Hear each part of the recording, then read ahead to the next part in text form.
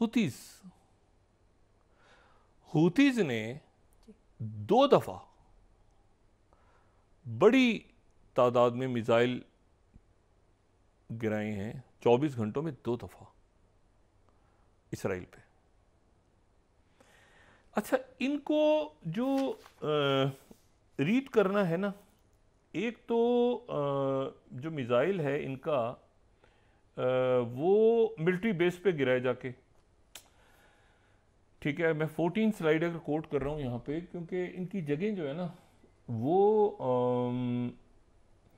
एक तो military base को हिट किया इसने, ठीक है, महर न्यूज़ एजेंसी 14th। और इसराइल की डिफेंस फोर्स ये कह रही है कि उसने मिसाइल को की वजह से सेंट्रल इसराइल और यरूशलेम में जो है वो बजने शुरू हो गए, सायरन वायरन सारे। 2 अटैक्स और हुए हैं। इसका मतलब ये है कि अगर 28 और 2 यानी 31 अटैक्स हुए हैं पिछले दिसंबर, और इसको लगाएं तो हुतीज ने जो इसराइल पर अटैक किए हैं वो किए हैं, 31 अटैक्स हुए हैं। और इस दौरान इसराइल ने भी हमले किए हैं, अमेरिकन ने भी किए हैं, यूएसएस कैरियर पे भी अटैक किए हैं हुतीज ने, ये सारे। अच्छा, ये जो अटैक्स हैं, अब ये बड़ी एक अजीब सी बात है कि 2 अटैक्स हैं, ठीक है। मैं फिर दोबारा उनका क्लेम कोट कर रहा हूँ कि Yemen conducts 2 military operations against Israel. अच्छा, ये जो 2 मिलिट्री ऑपरेशंस हैं, तो इसमें एक तो ये बात तय हो गई कि आईडीएफ ने, उनके इसराइल ने कह दिया, टाइम्स ऑफ इसराइल ने, कि 12th Israel defence forces down Yemen missile that triggered sirens. और ये सेंट्रल और यरूशलेम, और फिर यरूशलेम पोस्ट भी कह रहा है कि सायरन्स बजने शुरू हुए अलग सुबह, और लॉन्च हुआ ये यमन से। लेकिन एक नहीं है, ये 2 हैं, ठीक है ना। एक मिलिट्री बेस पे हुआ है, एक मिलिट्री बेस पे हुआ है, और एक जो है ये एक दूसरी जगह पे हुआ है, ठीक है। एक तल अवीव के नज़दीक हुआ है और एक मिलिट्री बेस के ऊपर हुआ है। तो ये हुतीस का के अटैक्स बढ़ गए हैं बहुत ज़्यादा। और ये बहुत अजीब सी बात है कि वहाँ पर वो आयरन डोम भी है, और ये भी, अच्छा, लोग ज़ख्मी भी हुए हैं वहाँ पे। और ये मुसलसल जो अटैक्स हैं ये जो हैं ये बढ़ गए। लेकिन इससे ज़्यादा एक और अजब बात है, वो ये है कि गज़ा से दोबारा अटैक हुए हैं। गज़ा से एक तो न्यू ईयर नाइट पे हुए थे, उसके बाद गज़ा से फिर अटैक हुए हैं दोबारा। और ये निर अहम के नज़दीक उनका मिसाइल गिर गया के, और एक मिसाइल जो है, एक तो रॉकेट गिरा है निर अहम पे, और एक जो है वो चॉपर के ऊपर गिरा है। और उसके नतीजे में इन्होंने, इसराइल की फ़ौज ने मज़ीद वहाँ पे गिराए हैं, अटैक किए हैं, और उसमें 50-52 वहाँ पे फ़लस्तीनी और शहीद हो गए हैं। लेकिन गज़ा से दोबारा अटैक हुए हैं, गज़ा से, ये ज़हन में रखें। गज़ा की बात कर रहा हूँ, ये मैं 16 स्लाइड यहाँ दिखा रहा हूँ हाथ के। Gaza missile fired at IDF helicopter, ये गज़ा है, ये जो है ये किबुट्ज़ बेरी के इलाके में जो है वो आईडीएफ के ऊपर जो है ये अटैक हुआ है।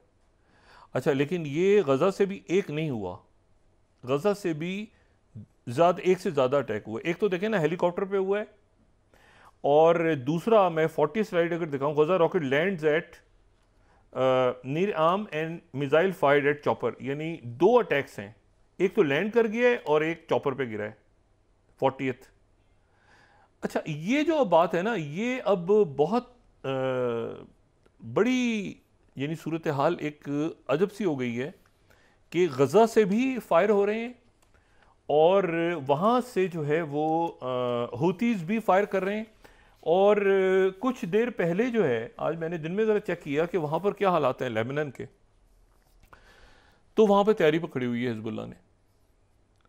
हिजबुल्लाह ने तैयारी पकड़ी हुई है। ये आज दोहा में मीटिंग हो रही है, वहाँ पे अमेरिकन्स भी हैं, इजिप्शियंस भी हैं, वहाँ पे कतर मौजूद है, वहाँ पे जो मुख्तलिफ अरब ममालिक मौजूद हैं, और इसराइल, शिनबेत और मोसाद के लोग मौजूद हैं। और एक फिर दोबारा आज सीज़ फायर की कोशिश शुरू हो गई है।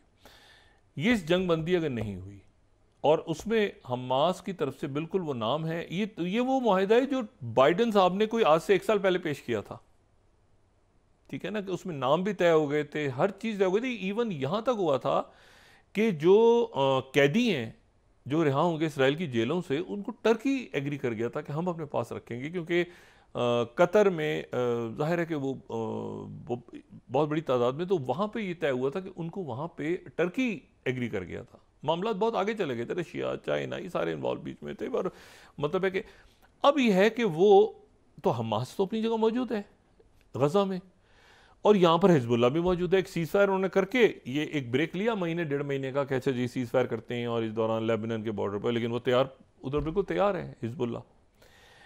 और तो और ये जो हुतीज़ हैं, इन्होंने तो दाग दिए, 2 अटैक्स किए हैं 24 घंटों में। और अगर इसमें आप एक दिन न्यू ईयर का भी मना लें तो इसमें वो 3 अटैक्स होते हैं, 4 अटैक्स होते हैं, बल्कि उससे भी ज़्यादा होते हैं। यूएसएस एयरक्राफ्ट कैरियर पे भी किया था ना उन्होंने। और उसके साथ ही गज़ा से जो है वो मुस्तकिल अब जो है वो हमले शुरू हो गए हैं। और इसी दौरान ये टॉक्स हो रही हैं इसकी कि जी किसी तरह से ये सीज़ फायर हो कतर में। लेकिन इसराइल जो है वो इस वक्त एक अजीब सा कन्फ्यूजन है, और वो कन्फ्यूजन ये है कि क्या हासिल किया है, क्या हमास की ख़त्म हो गई। 1.5 लाख के करीब इंसानी जानें गई हैं गज़ा में। तो उसके नतीजे में अब अगर सीज़ फायर होता है, और होना तो है, आज नहीं होगा तो 10 दिन बाद हो जाएगा, 15 दिन और शहीद हो जाएंगे लोग सारे, लेकिन अंदर क्या हमास मौजूद है अभी तक। और नेतन्याहू जो हैं, उन्होंने उनकी सर्जरी हुई है प्रोस्टेट की, तो उन्होंने अपने मुकदमे से उनका मुकदमा भी शुरू हो गया है, वो कटहरे में खड़े हैं।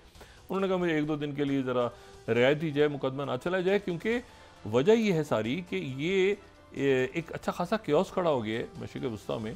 और उसके साथ ही तुर्की ने जो कि पीकेके से बात कर रहे थे, उन्होंने कहा कि नई एक मिलिट्री बेस वहाँ पे एक मुल्क बनाना शुरू कर दिया उसने। ये शुमाली सीरिया में जो पीकेके के इलाके हैं, उस वक्त जब हमारी बातचीत चल रही है पीकेके से, तो वहाँ पर एक नई मिलिट्री बेस बनाने की तैयारी शुरू हो गई है। वक्फा लें, उसके बाद बात करते हैं। नाज़रीन वापस आते हैं एक छोटे से ब्रेक के बाद।